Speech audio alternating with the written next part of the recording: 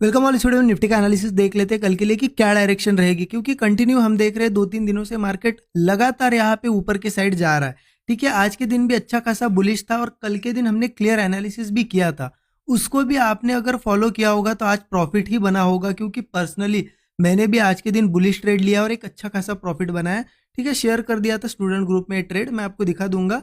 But analysis क्या था हमारा कल, देखिए बहुत क्लियर था। कल भी मार्केट ने बहुत ही अच्छी टॉप पे क्लोजिंग दी थी और कल के एनालिसिस में मैंने आपको एक ट्रेंड लाइन मार्क करके दी थी, ऊपर के साइड ऐसी आ रही थी। हमने क्या डिस्कस किया था कि मार्केट इतने ऊपर आया, उस ट्रेंड लाइन को टेस्ट करेगा ही करेगा। अगर नीचे ओपन होता है तो वो हमारे लिए अपॉर्चुनिटी रहेगी बुलिश, राइट।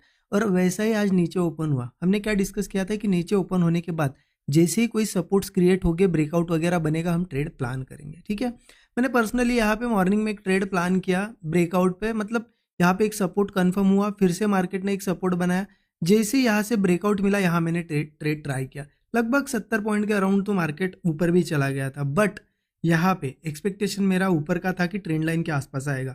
तो मैंने क्या किया, जब अच्छा प्रॉफिट दिख रहा था तो स्टॉप लॉस ट्रेल कर दिया। तो उसमें क्या हुआ, हमें यहाँ पे जब मार्केट इस कैंडल में नीचे आया, ठीक है, तो कॉस्ट पे निकलना पड़ा इस ट्रेड में। मतलब पहला ट्रेड तो कॉस्ट टू कॉस्ट निकलना पड़ा, लेकिन सेकंड ट्रेड फिर बना क्योंकि उसके बाद देखिए पहले ट्रेड पे कॉस्ट टू कॉस्ट निकलने के बाद मार्केट बहुत देर साइडवेज रहा और अल्टीमेटली यहाँ फिर से एक ब्रेकआउट बना रहा था। ठीक है, और जैसे यहाँ से ब्रेकआउट बना, ये मोमेंटम हमें मिला। ठीक है, मैंने शेयर कर दिए। तो अभी इंपॉर्टेंट है कि कल क्या करें। देखिए, उसके लिए हमें देखना पड़ेगा सबसे पहले डेली चार्ट, या फिर कल मैंने आपको दिखाया था वीकली चार्ट, वो देख लेते हैं, सो दैट आपको समझ में आएगा कि ये रैली आ क्यों रही है। तो हम चलते हैं वीकली चार्ट पे। वीकली टाइम फ्रेम ओपन कर दिया। देखिए, कल ही हमने देखा था ये कि मेजर टाइम फ्रेम पे, वीकली चार्ट पे, वीकली टाइम फ्रेम मतलब बहुत मेजर और इंपॉर्टेंट टाइम फ्रेम होता है। ठीक है, उस पे हमने देखा कि यहाँ से पहले लगभग 4 से 5 हज़ार पॉइंट का मूव आया था, फिर मार्केट आया, फिर 4-5 हज़ार पॉइंट का, लगभग 4500 पॉइंट का ये मूव है, ये भी 4800 पॉइंट का मूव है। तो बड़े बड़े मूव यहाँ से आए और थर्ड टाइम जब मार्केट उस ट्रेंड लाइन पे आएगा तो ऑब्वियस सी चीज़ है, इतना बड़ा मूव आएगा नहीं आएगा वो बात की बात है, बट एक बाउंस तो आएगा, क्योंकि ये बहुत ही इंपॉर्टेंट ट्रेंड लाइन है। और वो बाउंस हमें देखने को मिला 800-900 पॉइंट का। हो सकता है और कुछ पॉइंट एक्सटेंड हो, ऊपर जाए मार्केट, और उसके बाद एक तो फिर रिवर्सल होगा, या फिर अगर सही में वार चल रहा है, अगर बियरिश कुछ न्यूज़ रहती है, या फिर प्राइस एक्शन फिर से हो सकता है ये सेलिंग का पकड़े। लेकिन अभी इतना समझिए कि हम एक अच्छे सपोर्ट पे, इसलिए हमें ऐसे बाउंस बैक देखने को मिले। 3 दिन हो गया मार्केट, आप डेली चार्ट अगर देखोगे 3 दिन हो गए ग्रीन कैंडल्स बन रही है, आप देखो एग्जैक्ट इस सपोर्ट से। ठीक है, 1 दिन 2 दिन, ये तीसरा दिन है। हो सकता है कल और गैप अप हो और ऊपर चला जाए, ये भी पॉसिबिलिटी है, क्योंकि ये अच्छा स्ट्रॉन्ग सपोर्ट है। तो अभी हमें क्या है ना कि अगर बुलिश ट्रेड्स बनते हैं तो वो मिस नहीं करने, वो हम ट्रेड ट्राई करेंगे। सेलिंग कब करनी है वो भी मैं आपको बताऊंगा। उसके लिए चलते फिर से 5 मिनट चार्ट पे ही चलते, वहीं पे समझ लेते। देखिए, एक चीज़ समझे यहाँ पे, अब बहुत ही सिंपल सी चीज़ है कि मार्केट क्या कर रहा है। देखो 3 दिनों से आप देखो एक ही चीज़ कर रहा है।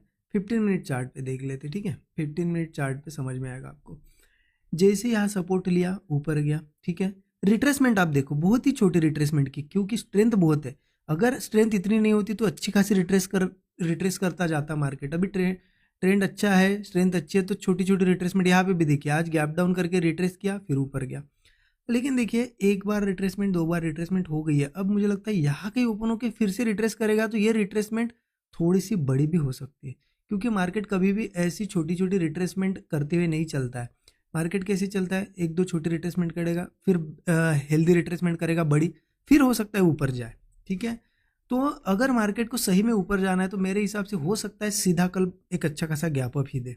ठीक है, अगर अच्छी स्ट्रेंथ है तो, क्योंकि यहाँ कहीं ओपन होता है, रिट्रेस करने जाता है तो वो बड़ी रिट्रेसमेंट में कन्वर्ट हो सकता है। ठीक है, तो ठीक है, हमें क्या प्लान करना चाहिए, चलो ये देख लेते कि हमें कैसे प्लान करना है। तो सिंपल है, मार्केट अगर गैप अप भी ओपन हुआ या फ्लैट भी ओपन हुआ, सबसे पहले हम थोड़ा बुलिश ही देखेंगे। मतलब कहीं पे भी ओपन हो, थोड़ा बहुत रिट्रेस अगर करेगा, उसके बाद एक सपोर्ट बनाएगा, जैसे यहाँ पे 2-3 दिन हम देख रहे, यहाँ पे भी बना है।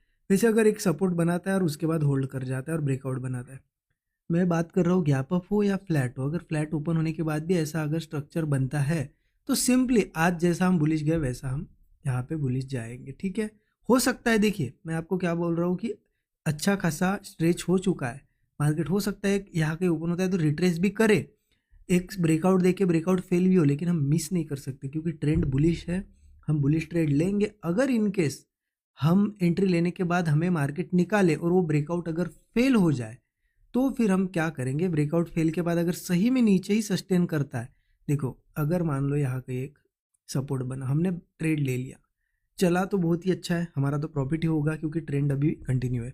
लेकिन इन केस ब्रेकआउट फेल होता है तो एक छोटा एसएल हम लेंगे।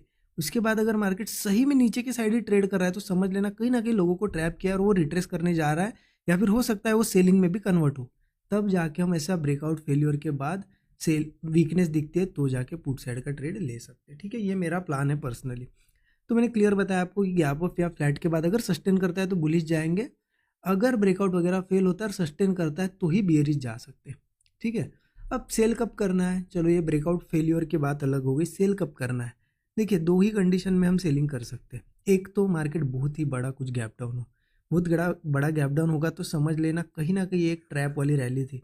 बड़े गैप डाउन के बाद अगर वो नीचे के साइड ही सस्टेन कर रहा है और कोई और फ्रेश ब्रेकडाउन बना रहा है तो मैं ज़रूर पुट साइड जाऊंगा। फिर नीचे ये देखिए 22,300, 22,100, 21,900 ये सभी हमारे सपोर्ट लेवल्स होंगे। बट अगर यहाँ कहीं ओपन होता है और मार्केट गिर रहा है तब सेलिंग कब करना है, देखिए सिंपल है, एक तो बड़े गैप डाउन के बाद सेलिंग करेंगे, या फिर यहाँ कहीं ओपन होता है तो हम मार्केट थोड़ा थोड़ा नीचे जाएगा उसमें सेल नहीं करेंगे हड़बड़ी में, हम वेट करेंगे कि कोई रिट्रेसमेंट आए, उसके बाद फिर से वो ऐसा एक स्ट्रक्चर बनाए। क्या स्ट्रक्चर है, देखिए इसे कहते हैं higher low higher high structure. ये उसका अपोजिट स्ट्रक्चर जब बनने लगेगा और सस्टेन नीचे नीचे ही करेगा तब जाके हम पुट साइड ट्रेड लेंगे। ठीक है, क्लियर है, एक तो बड़े गैप डाउन के केस में या फिर स्ट्रक्चर चेंज होगा तब पुट साइड जा सकते, अदरवाइज जैसा भी चांस मिलेगा सेटअप बुलिश बनेगा तो हम बुलिश ही जाएंगे। ठीक है, देखना पड़ता है थोड़ा, देखिए ऐसे मार्केट में जल्दबाजी नहीं करनी है, कभी भी ओपन होते से ही कहीं पे भी ट्रेड नहीं लेना है, वेट करेंगे, हम वेट करेंगे, जैसे ही मार्केट कोई स्ट्रक्चर बनाएगा तो हम ट्रेड प्लान करें।